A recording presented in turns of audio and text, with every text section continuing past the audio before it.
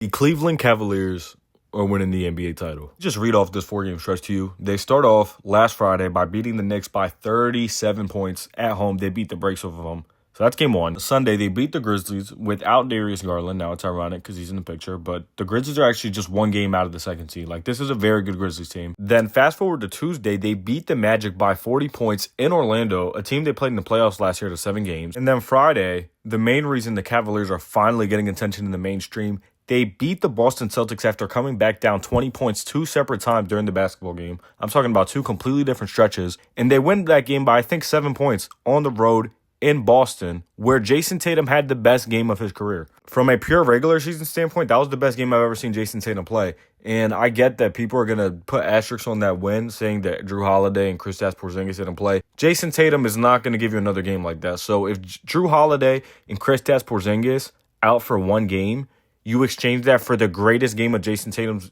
8-year career, then yeah, I think that evens out. So just to recap, now I'm doing the math for you so you don't have to. I know everyone's getting out their calculators.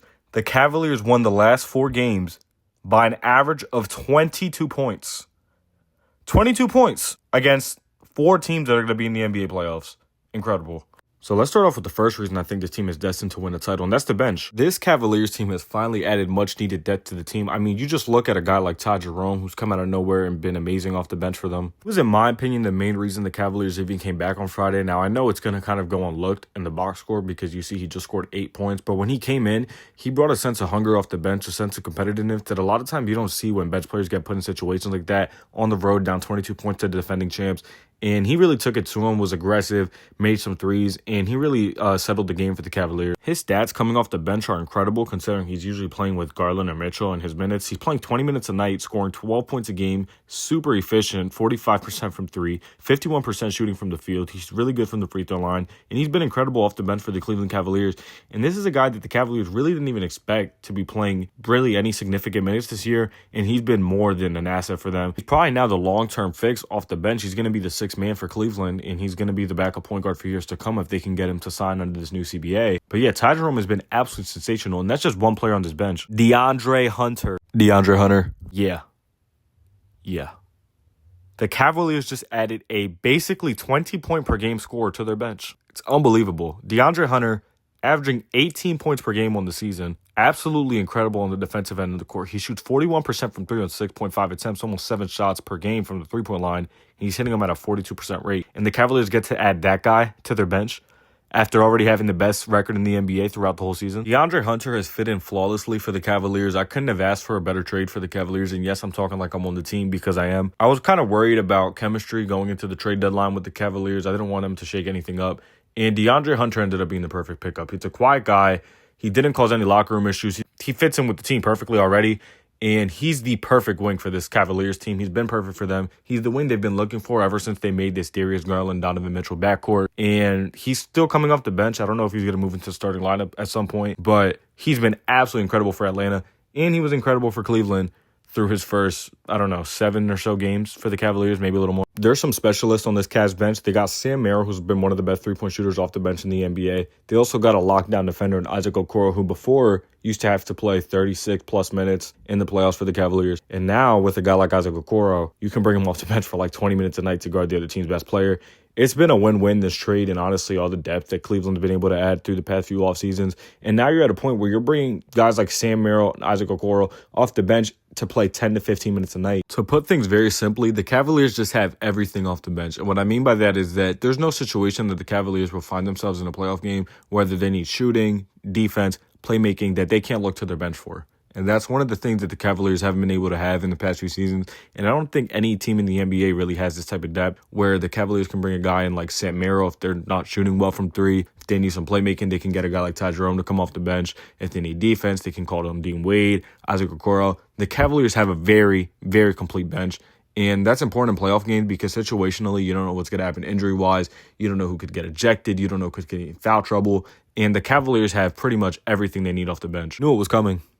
I have to bring up coaching. So Kenny Atkinson is the runaway favorite for Coach of the Year, but I don't really care about awards right now. I want to talk about Kenny Atkinson, okay? Kenny Atkinson has been a revelation for Cleveland, like a complete revelation. When we hired him, I was pretty excited. I'm not going to lie, I was excited to have a new coach, and I knew what he did in Golden State. I knew that he had just finished helping coach the national team for France, and Kenny Atkinson's a respected name around the league, so I was very excited for Kenny Atkinson, but I did not expect, I just didn't see this coming. I want to start with rotations. He's completely mastered them. He's found a way to basically have one guard and one big on the court at all times, and what I mean by that, Mitchell and Mobley have their time together, Allen and Garland have their time together. Obviously, to close the game, they're all on the court at the same time. But it's worked really well. Like the minutes when Mitchell and Mobley are just playing, they look phenomenal.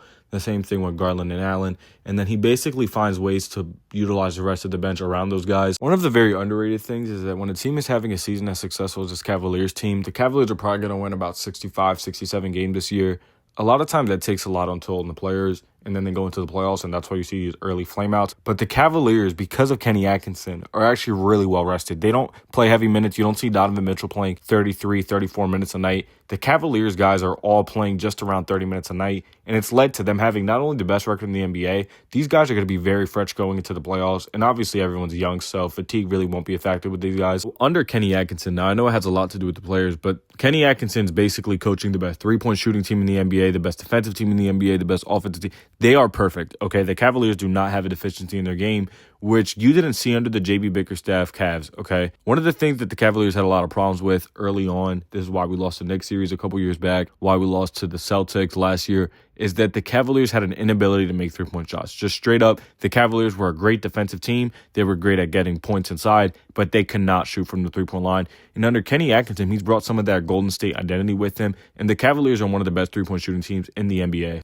So yeah, when the Cavaliers win a championship, Kenny Atkinson's going to have a lot to do with it. See, now you can have a really good bench in coaching and still not contend for an NBA championship, but there's one thing that set Cleveland apart from the rest of the teams in the NBA, their star power. The Cavaliers have about 5 guys on the roster that can legitimately go score 20 points in an NBA game. And that's me not including Jared Allen, by the way, because Jared Allen really can't get his own shot. So yeah, that's what Ty Jerome. The Cavaliers have 5 guys that can go score 20. It all starts with the head of the snake right here. Donovan Mitchell, absolutely sensational, having the best season of his career. Just from a playing standpoint, obviously his stats are down a little bit, and that's because he just doesn't have to play as many minutes. He doesn't have to shoot as many shots. But Donovan Mitchell has been absolutely sensational. And despite not being big in stature, I'd argue he's one of the biggest superstars the game has right now. And that's because Donovan Mitchell just has this built different thing about him. Donovan Mitchell, if we were to make a top 5 ranking, he wouldn't crack the top 5. But when it comes to having that killer instinct, that refusal to lose, Donovan Mitchell's undeniably top 5. He's just cut from a different cloth. Donovan Mitchell, the moment's never too big for him. The lights are never too bright. Donovan Mitchell always shows up to the occasion when it matters most. He's always willing to take a clutch shot. He plays till the very last minute. It doesn't matter what the score is. It doesn't matter how much they're down. He's proven to be not only a great leader for them, he's clutch. He averages 30 points a game in the playoffs, which is one of the highest numbers all time. He's that good, okay? Donovan Mitchell, when it comes to just being a playoff superstar, playoff performer, Donovan Mitchell has what it takes to take a team to the NBA Finals and win the championship. He can be the head of a snake. On top of that, this team has Evan Mobley, who's projecting and ascending into superstardom. He might win his first Defensive Player of the Year this year, and he's unlocked a new level of offense we just didn't think he would ever have. His dribbling, his coast-to-coast. The way he plays offensively now is unbelievable, okay? It's a guy that now can make the three-point shot, that can play make, that can create for others. At 7 feet tall, he's a unicorn on the basketball court. He's been extremely durable for the Cavaliers. He really hasn't suffered any major injuries. And this guy's the second best player on this team. That's how good this Cavaliers team is. But then you add another all-star to this team, and Darius Garland, one of the best young point guards in the NBA, bona fide all-star. He's absolutely incredible with the ball in his hands. He's electric. He has one of the best handles in the NBA. You really saw it in that Boston game, the way he's just able to destroy defenses with his hesitations, his dribbling, everything he does. He's an elite playmaker. He shoots the ball at a really high clip. And the fact that this guy's the third best player on a championship team is just a nightmare for the rest of the NBA. It truly is. Darius Garland, the Cavaliers have an elite big three. This is elite. Then when you factor in Jared Allen, who just barely missed the All-Star game this past season, the guy's an elite rim protector. He's an amazing lob threat for guys like Mitchell and Garland when they're coming off the screen. He plays with a super high IQ. And then you add in a guy like DeAndre Hunter, who's just barely off that all-star level. You have a Cavaliers team that is probably one of the first quote-unquote super teams ever made that has perfect chemistry. These guys love playing with each other. The fit's great from a basketball perspective. Led by Donovan Mitchell and his elite playoff play. An incredible bench. 3 other elite all-star level players. And a head coach with a championship pedigree. These Cavaliers will win the NBA title.